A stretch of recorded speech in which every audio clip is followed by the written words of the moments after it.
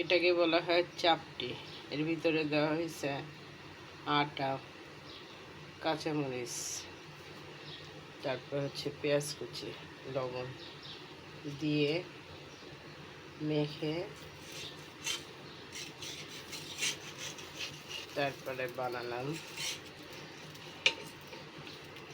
সামান্য তেল এখনো দিই নাই, এখন একটু তেল দিয়ে দিব।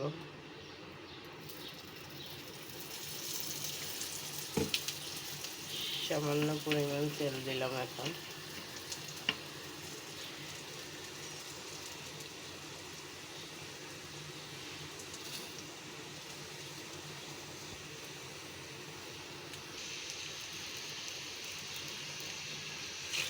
এখন এই পিঠ থেকে ও পিঠ একটু উল্টিয়ে দিব।